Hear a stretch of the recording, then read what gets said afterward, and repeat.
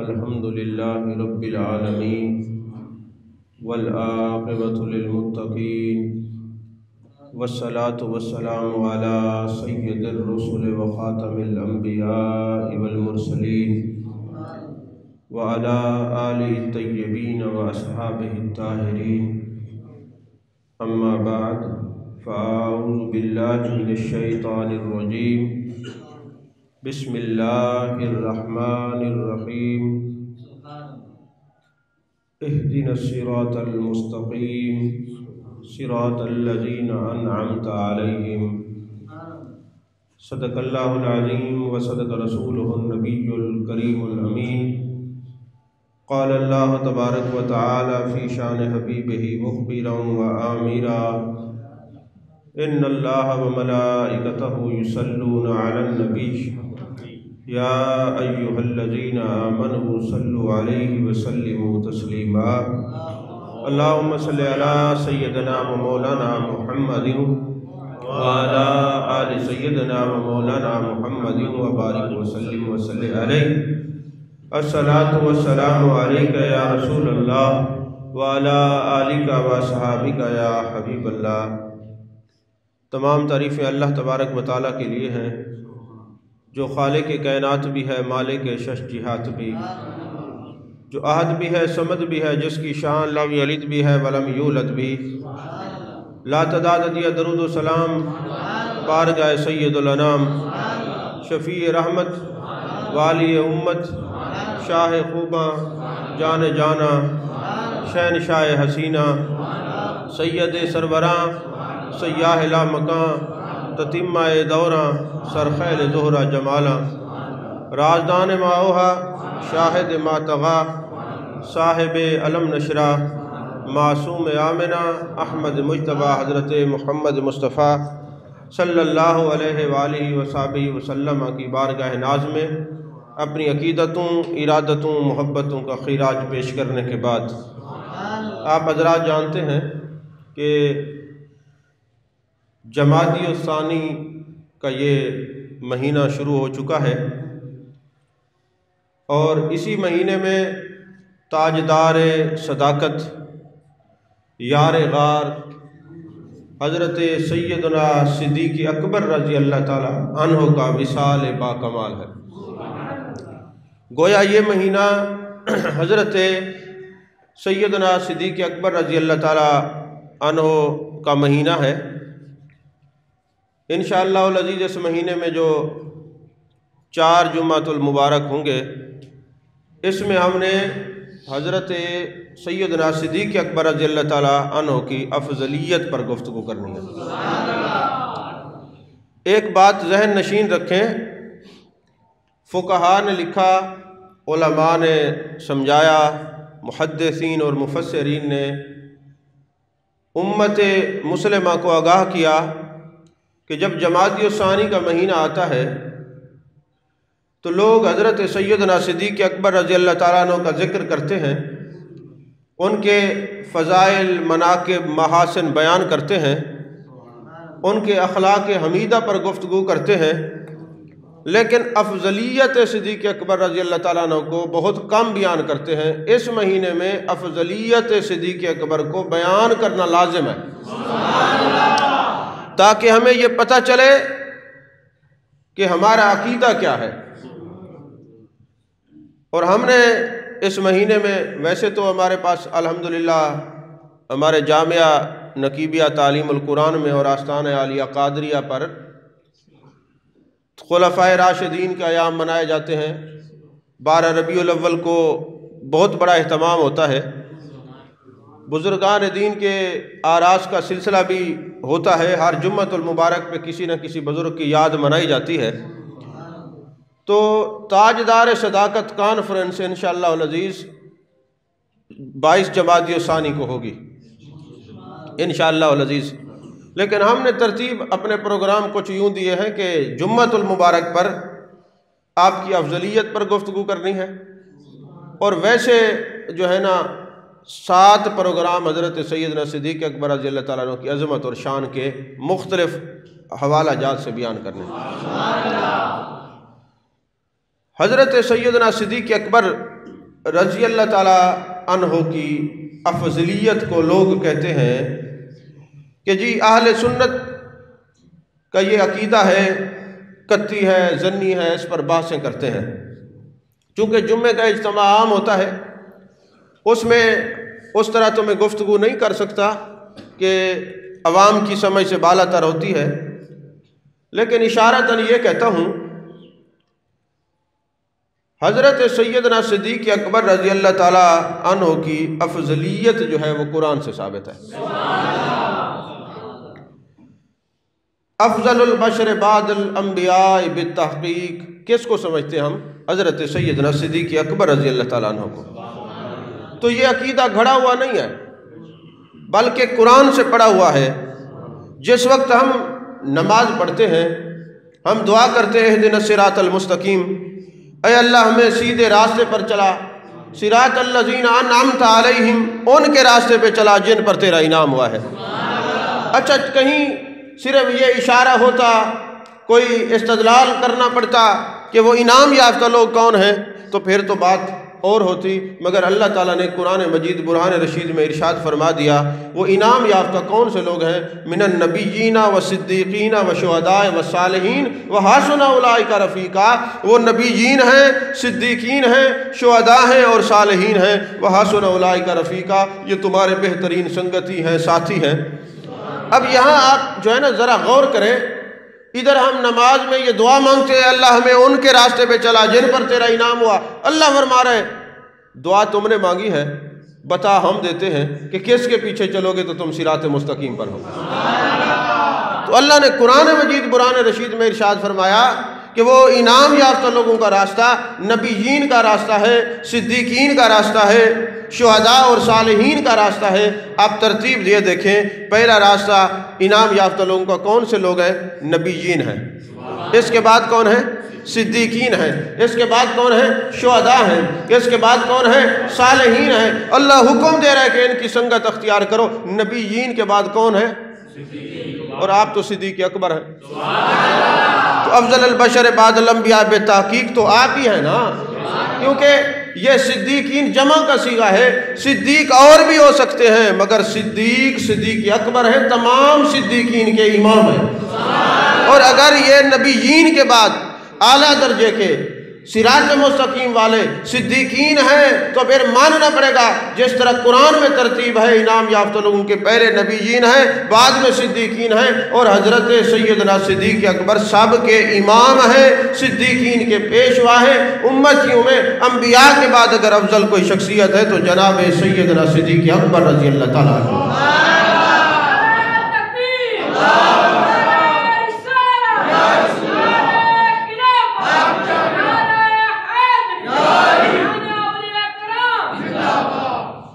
توجہ ہے آپ کی؟ تو سیدنا صدیق اکبر رضی اللہ تعالیٰ عنہ افضل ہیں نبیین کے بعد، اور پھر یہاں اس امت میں نہیں، باقی امم جتنی ہیں، امتیں جتنی ہیں، نبیوں کے بعد سب سے افضل کوئی ذات ہے تو جناب سیدنا صدیق اکبر رضی اللہ تعالیٰ عنہ۔ عزیزان محترم، یہاں پر ایک میں اشکال بھی دور کر دوں۔ اب جو حضرت سیدنا صدیق اکبر رضی اللہ تعالیٰ عنہ کی محبت اور عظمت کے قائل نہیں ہیں، وہ بدبخت لوگ پورے قرآن میں اگر صحابی رسول صلی اللہ علیہ وسلم کو صحابی کہہ کے قرآن نے کہا ہے تو وہ صرف سیدنا صدیق اکبر ہے، یہ یاد رکھنا۔ تو قرآن سے صحابی رسول کہہ کر اگر اللہ نے بیان کیا ہے تو وہ صرف سیدنا صدیق اکبر رضی اللہ تعالیٰ عنہ۔ تو جو اب آپ کی صحابیت کا انکار کرتا ہے وہ دائرہ اسلام سے فارغ ہو جاتا ہے۔ اب وہاں پر لوگ کہتے ہیں جی سمجھ سے باہر ہے۔ اللہ تعالیٰ نے قرآن مجید برہان رشید میں فرمایا دو انبیاء کے بارے میں کہ انہو کان صدیقا نبیہ، یہ جو نبی تھے، انبیاء تھے دو، یہ صدیق تھے، تو نبی صدیق ہیں، یہ صدیق اکبر کیسے ہو گئے؟ اب یہ لوگوں کے اندر ایک نیا اشکال اور ابہام ذہنوں میں پیدا کرتے ہیں سوشل میڈیا کے جو مفتی ہیں۔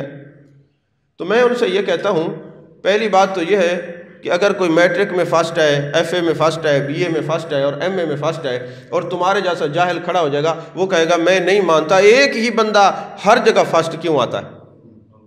تو پھر اس کو سمجھانا پڑے گا میٹرک علیحدہ کلاس ہے، ایف اے علیحدہ کلاس ہے، بی اے اور ایم اے علیحدہ کلاس ہے، MPhil P H D علیحدہ کلاسز ہیں۔ نبیوں کی جماعت اور ہے، ان کا درجہ اور ہے، صدیقین کا درجہ اور ہے، نبیوں کی بات نہیں ہو رہی، کوئی امتی انبیاء کے برابر نہیں ہو سکتا۔ ارے ہم نے صدیق اکبر کہا ہے تو صدیقین کی جماعت میں اکبر کہا ہے نا۔ آپ کو نہیں سمجھ آئی بات؟ تو عزیزان محترم، حضرت سیدنا صدیق اکبر رضی اللہ تعالیٰ عنہ وہ شخصیت ہے۔ ابھی اگلے دن ایک عالم نے مجھے فون کیا اور فرمانے لگے کہ جی بخاری شریف میں یہ حدیث پاک ہے اور سیاستہ کے اندر حدیث پاک ہے کہ جب حضرت سیدنا صدیق اکبر رضی اللہ تعالیٰ عنہ خلیفہ بنے تو اس وقت حضرت مولا کائنات حضرت علی کرم اللہ وجہ الکریم جو ہیں اس مشورے کے اندر شریک نہیں تھے۔ جب آپ تشریف لائے تو حضرت علی پاک نے کیا فرمایا؟ فرمایا یا ابا بکر انت احق بالخلافہ، یہ آپ ہی کا حق ہے اور کوئی خلافت کا حقدار نہیں۔ مجھے شکر رنجی یہ ہے کہ مجھے اس مشورے میں شریک کیا جاتا۔ اب وہ کہنے لگے کہ جی یہ دیکھیں نا، حضرت مولا علی کرم اللہ وجہ الکریم اس بات پہ راضی نہیں تھے، اس لیے فرمایا کہ مجھے شکر رنجی ہے، مجھے اس میں شریک نہیں کیا گیا۔ میں نے کہا آپ تو قرآن پاک، آپ تو میرے آقا علیہ السلام کی حدیث پاک کو سمجھے ہی نہیں ہے۔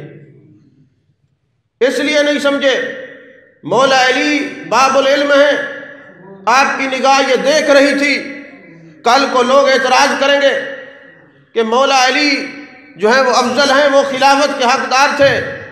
اے ابو بکر صدیق، میں یہ فتویٰ دیتا ہوں کہ خلافت کے حقدار آپ ہیں، اور اگر مجھے مشورے میں شامل کیا ہوتا تو یہ میرے نام پر جو اعتراض کرنے والے ان کے اعتراض بند ہو جاتے کہ میں بھی وہاں پہ شریک تھا۔ اب بات نہیں سمجھے؟ اگر علماء بیٹھے ہوتے اور میں پھر یہ بات کرتا پھر وہ جھومتے کہ میں نے کتنا بڑا استدلال کیا۔ آپ کو سمجھ نہیں آئی میں نے کیا کہا ہے؟ یعنی مولا علی کی نگاہ دیکھ رہی تھی، اور اگر کوئی مجھ سے پوچھتا ہے آپ سیدنا صدیق اکبر رضی اللہ تعالیٰ عنہ کو افضل کیوں مانتے ہیں تو میں کہوں گا میں حضرت مولا علی کے کہنے پہ مانتا ہوں۔ حضرت مولا علی نے فرمایا ہے لوگوں جو مجھے ابو بکر عمر سے افضل کہے گا میں اس کو 80 کوڑے ماروں گا، اس کو 80 کوڑے ماروں گا۔ ہمیں افضلیت صدیق اکبر کا سبق یا قرآن نے دیا ہے یا خلفائے راشدین میں مولا علی نے ہمیں سبق دیا ہے۔ توجہ ہے آپ کی؟ تو ہم قرآن کے کہنے پہ صدیق اکبر کی افضلیت کو مانتے ہیں یا مولا علی کے کہنے پہ مانتے ہیں؟ اور بھی آثار ہیں، اور بھی صحابہ نے کہا ہے، اور بھی احادیث مبارکہ ہیں، لیکن یہ یاد رکھنا حضرت مولا علی فرماتے جو مجھے ان دونوں سے ابو بکر عمر سے افضل کہے گا میں اس کو 80 کوڑے ماروں گا۔ وہ مفتری ہے، افترا باندھ رہا ہے، مفتری کی سزا 80 کوڑے ہوتے ہیں۔ ذرا آپ تو ماشاءاللہ سارے ماننے والے ہیں اور یہ لائیو چل رہی ہے تقریر، ساری دنیا سن رہی ہے، میں تھوڑی سی سزا سے بچانے کے لیے ایک اشارہ دے دوں کہ درہ خیبر کو مولا علی اکھاڑے ایک چھوٹی سی انگلی سے تو وہ اڑ جاتا ہے، پتہ ہی نہیں چلتا کہاں گیا۔ تو مولا علی کی طاقت کا اندازہ ہے، جس کے سامنے خیبر نہیں ٹھہر سکا تو آپ 80 جوتے کیسے کھائیں گے؟ طاقت کا اندازہ لگائیں۔ آپ جو ہیں مولا علی کے 80 کوڑوں سے بھی بچیں اور عقیدہ بھی قرآن اور حدیث والا رکھیں کہ افضل البشر بعد الانبیاء بالتحقیق کون ہے؟ سیدنا صدیق اکبر رضی اللہ تعالیٰ عنہ۔ بس یہ ذہن نشین رکھیں۔ آج کل بڑی خانقاہوں کے اوپر بڑی جناب والا بحثیں ہو رہی ہیں اور وہ چھوٹے چھوٹے چوچے قسم کے مفتی جن کو تمیز نہیں ہے، بات کرنے کا سلیقہ نہیں ہے، پتہ نہیں یہ مفتی کہاں سے بن جاتے ہیں۔ المفتی من الفقہ تو سمجھ آتا ہے، المفتی من المفت سمجھ نہیں آتا۔ تم اپنی حیثیت دیکھو، اپنی شکل دیکھو اور تم بات کرتے ہو سیدنا صدیق اکبر رضی اللہ تعالیٰ عنہ پر۔ تو یاد رکھنا جس طرح ختم نبوت کے پہلے چوکیدار صدیق اکبر ہیں، انہوں نے میرے آقا علیہ الصلوۃ والسلام کی عزت و عظمت پہ چوکیدارہ کیا ہے، تو صدیق اکبر کے مریدین غلام آج بھی زندہ ہیں، وہ بھی عظمت صدیق پر اسی طرح چوکیدارہ کریں گے۔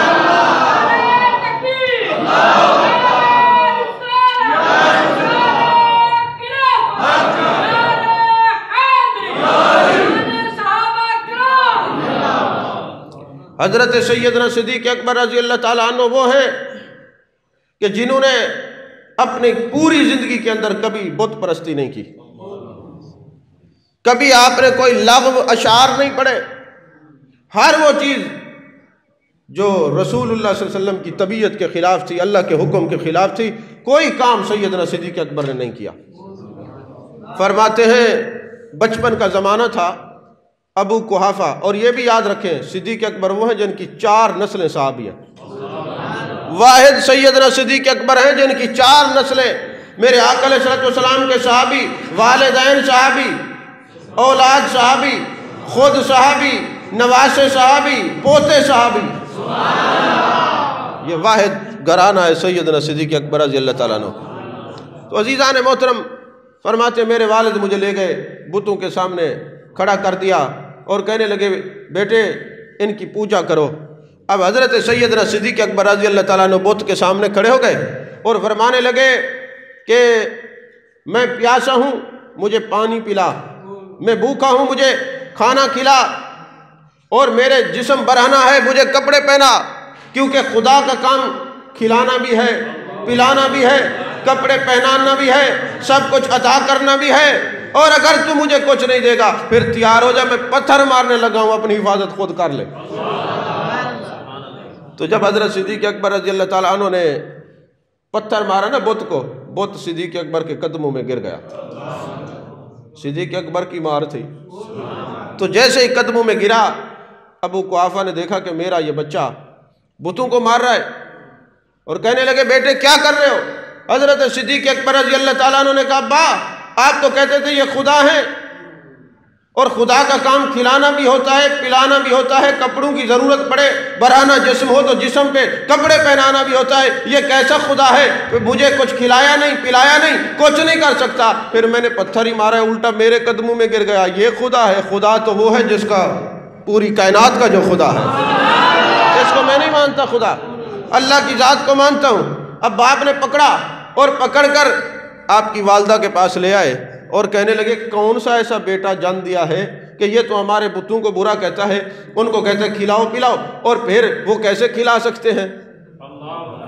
سمجھیں ذرا بات کو، تو یہ کیسی چیز تو نے دنیا میں یہ پیدا کر دی ہے؟ تو ماں خوش ہوئی، فرمانے لگی میرے بیٹے کو کچھ نہ کہو، جب یہ میرا بچہ میرے پیٹ کے اندر تھا تو مجھے غیب سے آواز آتی تھی اے اللہ کی بندی تجھے مبارک ہو، تیرے پیٹ میں ایسا بچہ ہے جو عتیق ہے، اور عتیق کا معنی ہوتا ہے دوزخ کی آگ سے آزاد، اور تیرے پیٹ میں جو بچہ ہے وہ عتیق ہے، اور آسمانوں میں اس کا لقب صدیق ہے، وہ رسول اللہ صلی اللہ علیہ وسلم کا رفیق ہے، یہ وہ صدیق ہے جو بازار میں بھی میرے مصطفیٰ کے ساتھ ہوگا، جو غار میں بھی میرے مصطفیٰ کے ساتھ ہوگا، بعد الوصال مزار میں بھی میرے مصطفیٰ کے ساتھ ہوگا صلی اللہ علیہ وسلم۔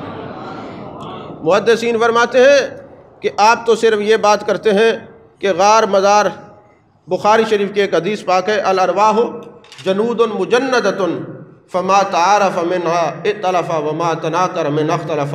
میرے آقا نے فرمایا جب اللہ نے یہ روحیں تخلیق فرمائی، جو وہاں ملے تھے وہ یہاں ملیں گے، جن کا تعارف وہاں ہوا تھا ان کا تعارف یہاں ہوگا، جن کی ملاقات وہاں ہوئی تھی ان کی ملاقات یہاں ہوگی۔ تو کہا تم تو صدیق اکبر کے بازار اور غار کی بات کرتے ہو، میرے مصطفیٰ کی روح جہاں تھی صدیق اکبر بھی وہاں تھے، وہاں تعلق صدیق اکبر کا تھا تو یہاں بھی تعلق ہے۔ جب میں یہ حدیث پڑھتا ہوں نا قبلہ مجھے بڑی واجد آتی ہے کہ میرے آقا نے فرمایا جب اللہ نے لشکر روحوں کے تخلیق فرمائے تو یہ لشکر بنائے گئے، تو جو وہاں ملا وہ یہاں ملے گا، جو وہاں جس کا تعارف ہوا اس کا یہاں تعارف ہوگا، جس کا وہاں پہ ملاقات ہوئی اس کی یہاں پہ ملاقات ہوگی۔ اب آپ نے ذرا اپنے ملاقاتوں کو دیکھنا ہے کہ آپ کی ملاقاتیں کن کن لوگوں سے ہیں۔ حضرت شاہ عبدالحق محدث دہلوی علیہ رحمت تو ایک بڑی اور پتے کی بات کہہ گئے، فرمایا وہاں روحیں خاموش نہیں رہتی تھی، جن کو وہاں ذکر رسول نصیب ہوا ہے وہ یہاں بھی ذکر رسول کرتے ہیں۔ تو پتہ چلا آج جو ذکر رسول سے چڑھتے ہیں یہ عالم ارواح میں بھی بدبخت ہے، یہ عالم دنیا میں بھی بدبخت ہیں، اور جن کو وہاں ذکر مصطفیٰ صلی اللہ علیہ وسلم نصیب ہوا ہے وہ یہاں بھی محبوب کا ذکر کرتے ہیں اور عالم برزخ میں بھی محبوب کا ذکر کریں گے۔ اچھا کسی کو کوئی اعتراض پیدا ہو جائے، بھئی عالم برزخ میں کیسے ذکر کریں گے، قبر میں کیسے محبوب کا ذکر ہوگا؟ اللہ کے بندے، قبر میں ہوگا ہی محبوب کا ذکر۔ بھئی 3 سوال ہوں گے نا، من ربو کا، ما دینوں کا، ما کنت تقول فی ھذا الرجل۔ اگر کوئی کہہ بھی دے میرا رب اللہ ہے، تو اللہ نے تو یہ نہیں فرمانا کہ تو نے یہ مجھے مان لیا بس اس کو چھوڑ دو، نہیں، پھر سوال ہوگا ما دینوں کا، تیرا دین کیا ہے؟ اور تیسرا سوال کیا جائے گا ما کنت تقول فی ھذا الرجل، جب تو زندہ تھا اپنی زندگی میں جانے جانا کے بارے میں کیا کہتا تھا؟ ذرا آج سامنے ہے، ذرا وہ بول تو سن۔ ما کنت تقول، ماضی جو زندگی گزار کے آیا ہے، وہاں جو بولتا تھا۔ اسی لیے میں لوگوں کو کہتا ہوں ذرا اپنے عقیدوں کو درست کر لو، اٹھتے بیٹھتے محبوب کا ذکر کیا کرو، اور محبوب کا ذکر قرآن سے جدا نہیں ہے نا۔ والضحیٰ کا چہرہ ہے تو قرآن سے ہے، واللیل کی زلفیں ہیں تو قرآن سے ہے، ما زغ البصر وما طغیٰ کی کاجل والی آنکھوں کا ذکر ہے تو قرآن سے ہے، ید اللہ والے ہاتھوں کا ذکر ہے تو قرآن میں ہے، علم نشرہ کے سینے کا ذکر ہے تو قرآن میں ہے۔ ایسا ہے کہ نہیں ہے؟ تو جب محبوب کا کوئی ذکر کرتا ہے تو یہ تو قرآن سے ذکر ہے نا۔ اگر آپ دنیا میں کسی کا شکوہ کریں، ان کے اختیارات کو نہ مانیں، ان کی عظمتوں کو نہ مانیں، ان کے ذکر سے آپ کی طبیعت کے اندر پریشانی ہو، تو جب قبر میں جائیں گے فرشتوں نے یہی تو کہنا ہے، اب جو کہتے تھے اب ان کے سامنے کہو۔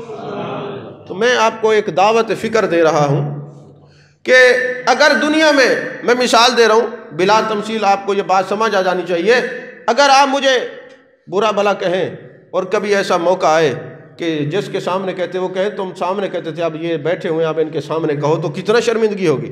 تو اگر ذکر رسول سے چڑھو گے اور محبوب کا ذکر نہیں کرو گے تو فرشتوں نے تو یہی کہنا ما کنت تقول فی ھذا الرجل، کیا کہتے تھے ذرا آپ سامنے کہو۔ دیکھیں نا، ایک سوال ذہنوں میں بٹھا لیں، قبر کے اندر جو سوال ہوگا وہ جانے جانا، جانے کائنات مصطفیٰ جان رحمت صلی اللہ علیہ وسلم کے بارے میں ہوگا، عقیدے کا سوال ہوگا۔ یہ نام اعمال کے بارے میں نہیں پوچھا جائے گا، نماز پڑھتے تھے، روزہ رکھتے تھے، زکوٰۃ دیتے تھے، یہ اعمال کا ترازو قیامت والے دن تلے گا۔ قبر میں اگر فلاح ہوگی تو عقیدے کی وجہ سے ہوگی، عقیدہ مضبوط ہو تو عمل اچھے ہو جاتے ہیں، اور عقیدہ مضبوط نہ ہو تو پھر عمل ضائع ہو جاتے ہیں۔ میں حدیث پاک پڑھ رہا تھا، ابن شیبہ کے اندر غالباً حدیث پاک تھی کہ میرے آقا علیہ الصلوۃ والسلام نے فرمایا جب قبر میں بندہ جائے گا تو جیسے ہی قبر میں جائے گا نماز آ جائے گی، روزے آ جائیں گے، زکوٰۃ آ جائے گی، حج آ جائے گی، اس کی عبادات آ جائیں گی، فرشتے کہیں گے تمہارا نمبر بھی لگے گا، تمہاری شفاعت بھی قبول کی جائے گی، پہلے یہ دیکھو کہ اعمال بعد میں ہیں، آمنہ کا لال پہلے ہے، اس کے بارے میں کیا عقیدہ تھا؟ پہلے عقیدہ اس کا پوچھنے دو، اگر اس کا عقیدہ بہتر ہے تو پھر اس کے اعمال کے بارے میں بھی ان کی جو ہے سفارش قبول کی جائے گی۔ ایک حدیث پاک ہے، میرے آقا علیہ الصلوۃ والسلام ایک جنازہ پڑھانے کے لیے گئے، جیسے جنازہ پڑھانے کے لیے گئے نا تو حضرت فاروق اعظم رضی اللہ تعالیٰ عنہ آگے بڑھتے ہیں اور عرض کرتے ہیں یا رسول اللہ صلی اللہ علیہ وسلم، یہ جو بندہ فوت ہوا ہے نا، ہم نے نہیں دیکھا اس نے نماز پڑھی ہو، ہم نے نہیں دیکھا اس نے کبھی کوئی نیک کام کیا ہو، روزے رکھے ہو، زکوٰۃ دی ہو، حج ادا کیا ہو، ہم نے نہیں دیکھا، اس آدمی کے اعمال اچھے نہیں تھے، آقا اس کا جنازہ آپ پڑھا رہے ہیں۔ میرے آقا علیہ الصلوۃ والسلام کا چہرہ متغیر ہو گیا، کریم ہے نا، اپنے امتیوں سے کیسے پیار کرتے ہیں کہ دنیا میں آئے تو رب حبلی امتی، بازار میں گئے تو رب حبلی امتی، ہاں جی، معراج پہ گئے تو رب حبلی امتی، آپ مزار میں گئے تو فرمایا رب حبلی امتی، جہاں بھی جاتے ہیں امت کی بخشش کی دعا کرتے ہیں۔ اس کریم مصطفیٰ صلی اللہ علیہ وسلم کو جب یہ خبر ملی ان کی اعمال اچھے نہیں تھے، چہرہ متغیر ہو گیا، رک گئے، فرمایا لوگوں جتنے بیٹھے ہو بتاؤ تم میں سے کسی نے دیکھا اس نے کوئی اچھا کام کیا؟ تم میں سے کسی نے دیکھا؟ مشکات شریف کے اندر یہ حدیث پاک ہے، تم نے یہ دیکھا؟ ایک صحابی کھڑے ہوتے ہیں، یا رسول اللہ صلی اللہ علیہ وسلم، اے جانے جانا، جانے کائنات، جانے عالم، مصطفیٰ جان رحمت صلی اللہ علیہ وسلم، ہاں میں نے دیکھا ہے، ایک رات میدان جنگ میں اس نے خیمے کے اوپر پہرا دیا تھا۔ میرے آقا علیہ الصلوۃ والسلام نے جنازہ پڑھایا، جنازہ پڑھانے کے بعد آپ نے دعا کی، اے اللہ تیرا نبی گواہی دیتا ہے کہ یہ میرا امتی جنتی ہے، تو اسے جنتی کر دے۔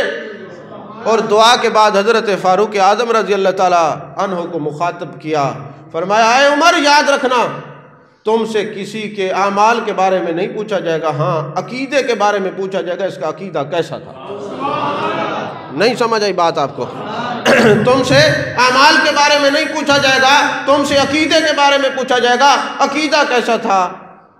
اب ایک بات آپ ذرا ذہن نشین رکھیں، ادھر سے فوت ہونے والا وہ ہے جس کے اعمال اچھے نہیں، ادھر سے یہ روکنے والے وہ ہیں جن کو مراد رسول صلی اللہ علیہ وسلم کہا جاتا ہے۔ حضرت فاروق اعظم رضی اللہ تعالیٰ عنہ، میرے آقا نے حضرت فاروق اعظم کی بات نہیں مانی، آپ نے جنازہ پڑھایا اور عام آدمی کی بات مانی کہ اس نے خیمے پہ پہرا دیا ہے، آخر کیوں؟ فرمایا بات دراصل یہ ہے، محدثین نے جواب دیا، ایک طرف فاروق اعظم کی بات تھی اور ایک طرف عقیدہ تھا۔ فرمایا عقیدہ تو قیامت تک ہوتا رہے گا، میں دیکھوں یہ بتا دوں کہ جس کا عقیدہ اچھا ہے اعمال بھی اسی کے قبول ہوں گے جن کے عقائد اچھے ہیں۔ آپ عقیدے کو ایسے نہ سمجھیں کہ یہ کوئی عام سی چیز ہے، بس آپ نے کلمہ پڑھ لیا بات ختم ہو گئی۔ عقیدہ اتنا ہے، اب مضمون تو کچھ اور تھا، بات کچھ اور چل پڑی۔ یہ عقیدے کے اوپر ایک بات آپ ذہن نشین رکھیں، بعض لوگوں نے یہ کتابیں لکھی ہیں، کہلاتے وہ بھی اپنے آپ کو مسلمان ہیں، جن کی وجہ سے علماء نے ان پر فتوے دیے۔ انہوں نے کہا معاذ اللہ میرے آقا علیہ السلام مزار مقدسہ میں ختم ہو گئے، جیسے وہ ڈاکٹر ذاکر نالائق کا عقیدہ ہے، وہ بھی کہتے ہیں محبوب کا نام لوگے تو ایسا ہوگا، آج کے بارے میں کوئی وہ شفاعت نہیں کر سکتے۔ اس قسم کے غامدی جیسے اور یہ اس قسم کے جو ناپاک لوگ آ جاتے ہیں نا چینلوں کے اوپر، اور وہ کہتے ہیں جی آج نبی پاک صلی اللہ علیہ وسلم کچھ نہیں ہے، معاذ اللہ ختم ہو گئے۔ اب ان کی جماعت نے یہ عقیدہ پڑھایا اپنے مولویوں سے، اور ہم نے کیا عقیدہ پڑھا ہے اپنے علماء سے کہ قبر میں سوال ہوگا ما کنت تقول فی ھذا الرجل۔ اب ہم تیاری کر کے جا رہے ہیں، مرنا تو ہے نا صاحب، نہیں یہ تو پکی بات ہے، موت سے کوئی نہیں بچ سکتا۔ ہم یہ تیاری کر کے جا رہے ہیں کہ جب جانے کائنات مصطفیٰ جان رحمت صلی اللہ علیہ وسلم قبر میں آئیں گے تو ہم کہیں گے مر کے آیا ہوں اس دل ربا کے واسطے۔ یہ موت مٹانے تو نہیں آئی، یہ تو جانا سے جان عالم سے ملانے کے لیے آئی ہے۔ یہ موت تو جب آتی اسی لیے ہے کہ محبوب سے ملاقات کرائی جائے، تو اب ہم تو اس لیے مرنے کے لیے تیار ہیں کہ قبر میں محبوب کی زیارت ہوگی۔ اب وہ پڑھ کے جا رہے ہیں کہ معاذ اللہ آپ ختم ہو گئے ہیں۔ اب ان کا عقیدہ یہ ہے کہ ختم ہو گئے، ہمارا عقیدہ یہ ہے کہ ہم حیات النبی صلی اللہ علیہ وسلم کے قائل ہیں، جانا کا دیدار ہوگا۔ اب جب وہ یہاں سے پریشان کن عقیدے والے قبر میں جائیں گے، ان کے مولویوں نے تو پڑھایا تھا کہ نہیں آئیں گے، جب محبوب آئیں گے اور فرشتے پوچھیں گے، وہ کہیں گے لا ادری ہم نہیں جانتے کیونکہ ہم یہ پڑھ کے آئے ہیں، اور ہم کہیں گے ہاں ہم جانتے ہیں، ہمارے علماء نے پڑھایا تھا تمہیں موت اسی لیے دی جا رہی ہے کہ تم جانا کا جا کے دیدار کرو۔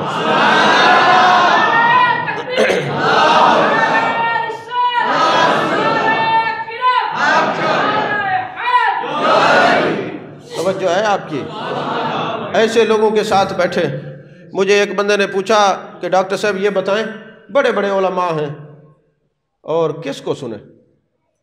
میں نے کہا جس کی تقریر سن کے آنکھیں بند کر کے دل میں دیکھو اور تمہاری محبت اور تمہارا قرب جو ہے وہ چوکھٹ مصطفیٰ صلی اللہ علیہ وسلم کے قریب ہو جائے، وہ عالم سچا۔ اور جو تقریر کرے صرف کہے اللہ کی بات سنو، اللہ کی مانو، اللہ کی مانو، اللہ کی مانو، اور محبوب کا نام آئے تو طبیعتیں خراب ہو جائیں، ایسے لوگوں کو مت سنا کرے، سنا اس کو کرے جو ہر وقت جلوائے جانا کا ذکر کرے۔ جب اٹھتے بیٹھتے تمہیں یہ بتائیں ارے لوگوں والضحیٰ کا چہرہ ہے، واللیل کی زلفیں ہیں، ما طغی البصر وما طغیٰ کے کاجل والی آنکھیں ہیں، ید اللہ والے ہاتھ ہیں، لسان اللہ والی زبان ہے، میرے محبوب کے کمالات یہ ہیں، میرے نبی کے معجزات یہ ہیں، میرے نبی کی سیرت یہ ہے، میرے نبی کی صورت یہ ہے، جو ہر وقت مصطفیٰ کا ذکر کرے اس عالم کو سنو۔ تو اگر ذہنوں میں سوال ہو کہ اللہ کا ذکر کرنے والے، میں نے کہا دنیا کے اندر ایسی آپ کو میں شخصیات دکھا سکتا ہوں جو خدا کے وجود کے منکر ہیں، مگر کوئی ایک بھی ایسا نہیں دکھا سکتے جو مصطفیٰ کو مانتا ہو مگر خدا کو نہ مانتا ہو۔ سمجھ آئیے بات کہ نہیں آئی؟ یہی وجہ تھی کہ جب علامہ اقبال گئے نا یورپ تو وہاں کے انگریزوں نے سوال کیا کہ تم جو کہتے ہو خدا ہے تمہارے پاس کیا دلیل ہے؟ علامہ اقبال نے کہا خدا کے ہونے کے دلائل بہت ہیں، زمین بھی دلیل ہے، آسمان بھی دلیل ہے، سورج بھی دلیل ہے، لیل و نہار کی گردشیں، یہ آبشار، یہ ریگزار، یہ کوثار، سب دلائل ہیں، مگر ہمیں اس ہستی نے بتایا خدا ہے جس کو کافر بھی صادق اور امین کہتے ہیں، جس کو کافر بھی صادق اور امین کہتے ہیں۔ عزیزان محترم، حضرت سیدنا صدیق اکبر رضی اللہ تعالیٰ عنہ افضلیت صدیق اکبر پر گفتگو ہو رہی تھی، تو یہ حدیث پاک ہے معجم اوسط کے اندر، معجم کبیر کے اندر، وفاء الوفا کے اندر، دلائل النبوت کے اندر، اور تفسیر ابن کثیر کے اندر۔ حضرت جبیر بن مطعم رضی اللہ تعالیٰ عنہ دمشق تشریف لے گئے۔ ہوا یہ کہ مکے کے اندر ابو جہل نے کہا کہ جو محبوب علیہ السلام کو معاذ اللہ شہید کرے گا اتنے انعام دوں گا، اتنے اونٹ دوں گا۔ حضرت جبیر بن مطعم مسلمان نہیں ہوئے ابھی، لیکن محبوب علیہ السلام سے محبت بڑی کرتے ہیں، اور جس سے بندہ محبت کرے پھر اس کی تکلیف اس سے برداشت نہیں ہوتی، یہ اصول ہے محبت کا۔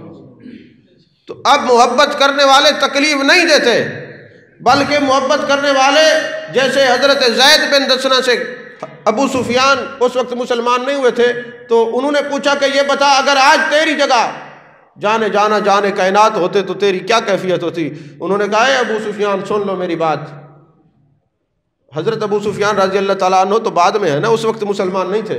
سن لو میری بات، تم تو یہ کہتے ہو میری جگہ پہ، ارے نبی کے جو وفادار غلام ہیں وہ تو ایک کانٹا بھی جسم مصطفیٰ پر برداشت نہیں کر سکتے، تم کیسی بات کرتے ہو؟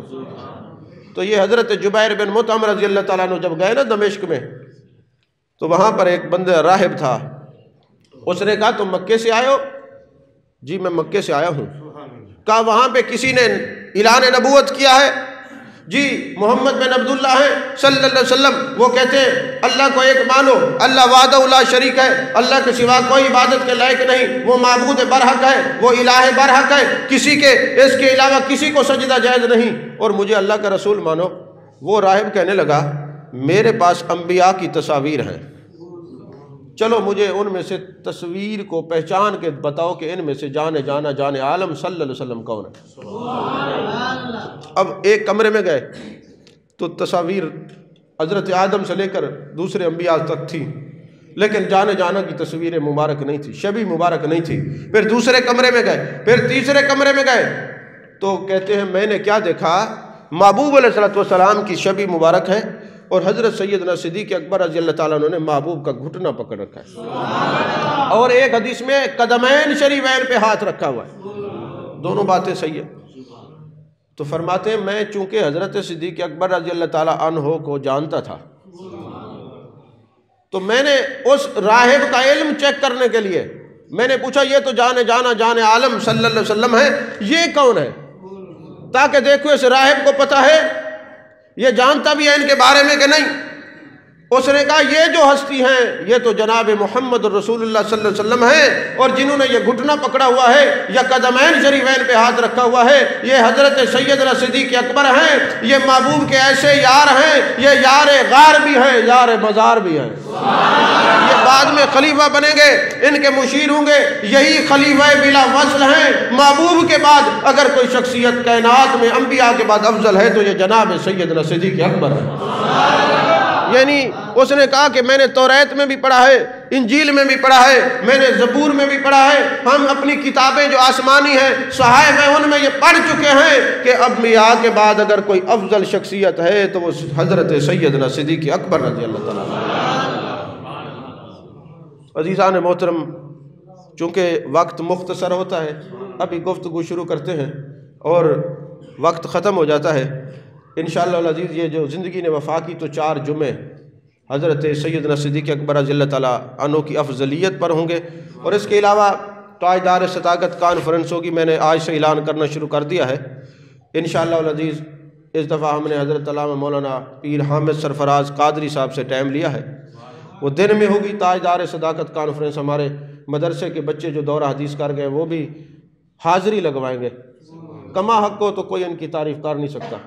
حاضری لگوانے کا مقصد یہ ہوتا ہے نا، جیسے مصر کے بازاروں میں حضرت یوسف علیہ السلام کے بارے میں بات ہو رہی تھی تو ایک مائی سوت کی ایک اٹی لے کے آ جاتی ہے، کسی نے سوال کیا بی بی وہ بڑھیا یوسف علیہ السلام کو خریدنے والے تو ہیرے جواہرات لے کے آئے ہیں اور تو ایک سوت کی اٹی لے کے آ گئی ہے، تو اس نے کہا پتہ مجھے بھی ہے یوسف نہیں ملے گا، نام تو خریداروں میں آ جائے گا، پتہ تو ہمیں بھی ہے کہ ہم نبی کے یاروں کا اس طرح ذکر نہیں کر سکتے جس طرح کرنے کا حق ہے، مگر حاضری تو سارے لگوائیں گے نا۔ تو اور اس کے علاوہ جو پروگرام ہیں لوگوں کے سوالات آ رہے ہیں حضرت صدیق اکبر رضی اللہ تعالیٰ عنہ کے بارے میں، وہ انشاءاللہ ہمارے چینل پہ آپ دیکھیں گے، وہ ان کا بھی خصوصی طور پر اہتمام ہوگا۔ اللہ ہم سب کو میرے آقا علیہ السلام کی محبت، صحابہ کا ادب، اہل بیت کا ادب، اولیاء کا ادب نصیب فرمائے، آمین۔ وآخر دعوانا الحمدللہ رب العالمین۔